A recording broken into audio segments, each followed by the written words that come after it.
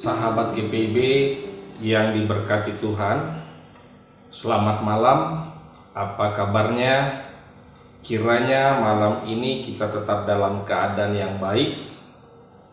Perkenalkan, saya Pendeta Michael Taruklabi. Saat ini bertugas sebagai pendeta jemaat di GPIB Jemaat Bahtera Kasih Makassar. Sebelum kita membaca firman Tuhan, mari kita berdoa. Tuhan Yesus yang ada di sorga, kami bersyukur kepadamu karena pada malam ini Tuhan masih izinkan kami untuk bersama membaca dan mendengarkan firman Tuhan. Kiranya firman yang akan kami baca dan kami renungkan boleh menjadi kekuatan bagi kehidupan kami di malam hari ini dan boleh menjadi bekal kami pada hari esok. Inilah doa kami, di dalam nama Tuhan Yesus kami telah berdoa. Amin. Sahabat GPIB yang diberkati Tuhan, pembacaan Alkitab pada malam hari ini diambil dari 1 Samuel pasal 9 ayat 9 dan ayatnya yang ke-10. Saya bacakan untuk kita semuanya. Dahulu di antara orang Israel, apabila seseorang pergi menanyakan petunjuk Allah, ia berkata begini, "Mari kita pergi kepada pelihat, sebab nabi yang sekarang ini disebutkan dahulu pelihat."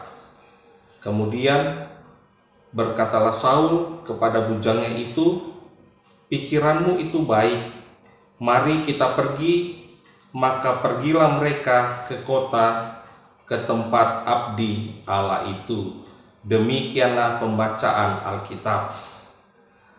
Banyak orang akhir-akhir ini menggunakan jasa ART, asisten rumah tangga, disebabkan karena banyak hal. Yang pertama, karena di rumah mungkin tidak ada yang bisa membersihkan atau membereskan rumah. Yang kedua, mungkin karena anggota keluarga semuanya bekerja sehingga rumah kosong. Yang ketiga, mungkin juga untuk membantu menjaga anak dan lain sebagainya. Asisten rumah tangga bagi beberapa orang mendefinisikan yaitu bekerja sebagai pembantu. Pekerjaan ini bukanlah pekerjaan yang hina dan juga bukanlah pekerjaan yang kotor. Justru pekerjaan ini sungguh mulia dan baik. Di mana letak baiknya? Karena membantu dan menolong orang atau rumah tangga orang di saat mereka diperhadapkan dengan kesibukan pekerjaan. Akhir-akhir ini ART menjadi pekerjaan yang diminati dan dicari oleh banyak orang.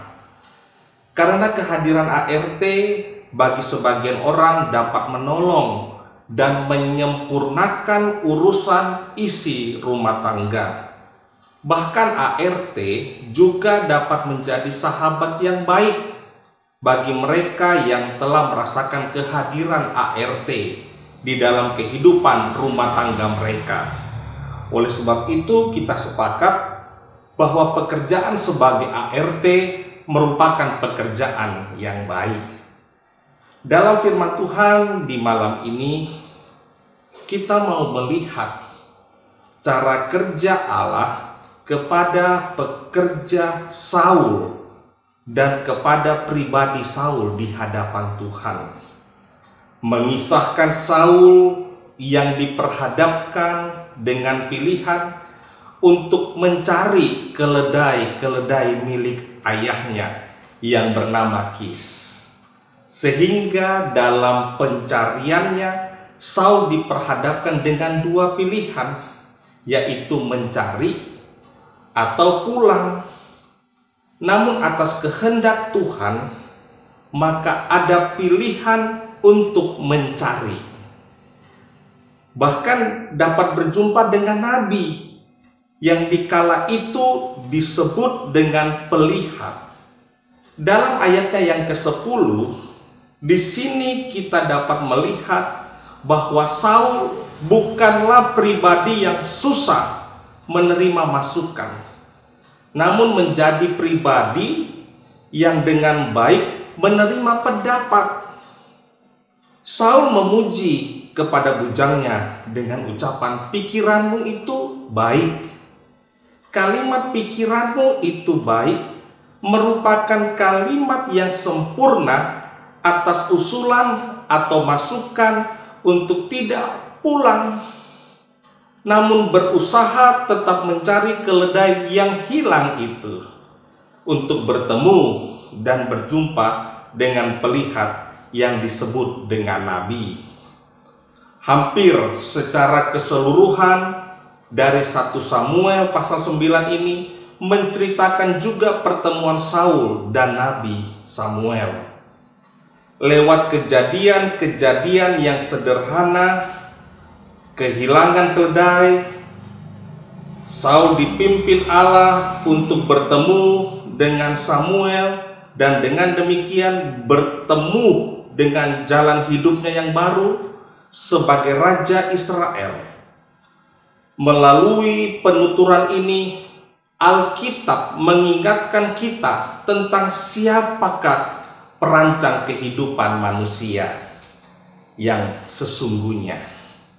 Jika dalam bagian pasal 8 yang sebelumnya kita melihat bagaimana Israel ingin mengambil jalannya sendiri melalui permintaan akan seorang raja, maka dalam bagian selanjutnya kita akan melihat bahwa Allah lah yang menetapkan Saul untuk menjadi raja, bukan bangsa Israel.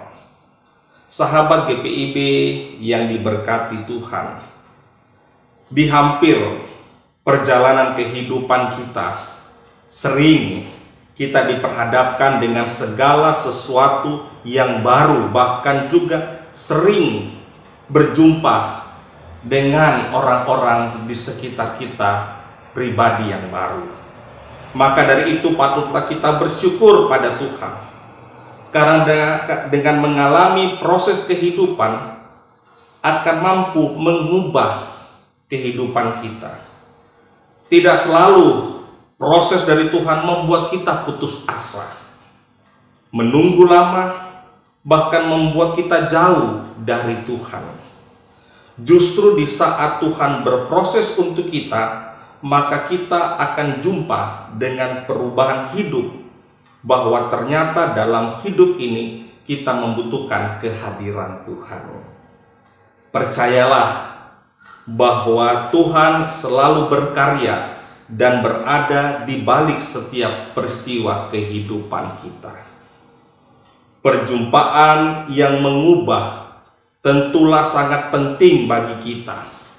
Tetapi ingatlah bahwa perjumpaan kita dengan Tuhan juga merupakan harapan kita untuk terus-menerus Tuhan memakai diri kita lebih baik dari hari sebelumnya. Manusia sering sekali berpikir bahwa hidup hanya untuk diri sendiri, sehingga dengan demikian mereka merasa bebas untuk melakukan dan memutuskan segala sesuatu di dalam hidupnya. Namun Alkitab mengajarkan kepada kita bahwa orang yang mengandalkan Tuhan tidak pernah dikecewakan oleh Tuhan. Tetap jalani hidup dengan berserah kepada Tuhan, dan mintalah kepada Tuhan untuk hari esok Tuhan bangunkan agar diri ini masih terus dipakai oleh Tuhan untuk mendatangkan hal yang baik dalam kehidupan sehari-hari. Tuhan Yesus memberkati kita semuanya. Amin. Sahabat GPIB yang diberkati Tuhan, sebelum kita mengakhiri night call pada malam hari ini, mari kita menutup dalam doa.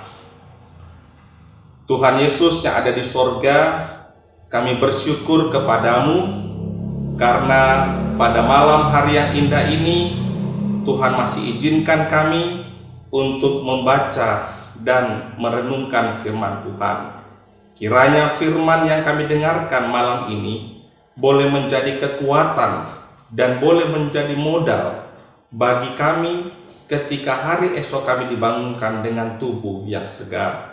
Tolong kami Tuhan ketika kami akan beristirahat di malam ini, agar kami dapat memperoleh kekuatan yang baru yang semuanya itu berasal dari Tuhan.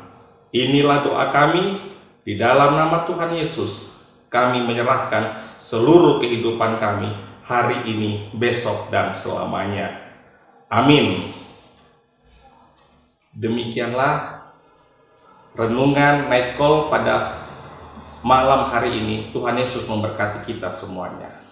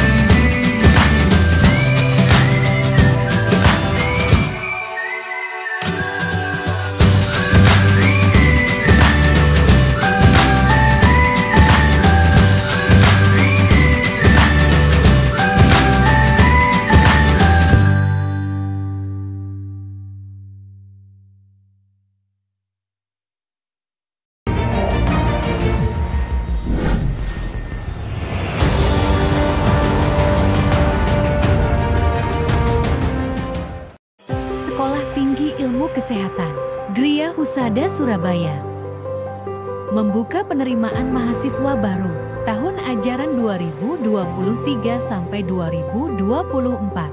Sekolah Tinggi Ilmu Kesehatan Gria Husada terakreditasi BAN PTB dengan menawarkan 2 program studi, yaitu pertama, D3 Kebidanan, kedua, Administrasi Rumah Sakit. Ada juga fasilitas yang memadai seperti asrama putri, perpustakaan, gazebo dan hotspot area, dan masih banyak lagi. Pendaftaran gelombang pertama dibuka pada Desember 2022 sampai Februari 2023. Gelombang kedua dibuka pada Maret 2023 sampai Mei 2023. Gelombang ketiga dibuka pada Juni 2023 sampai September 2023. Untuk informasi lebih lanjut dapat menghubungi nomor di bawah ini.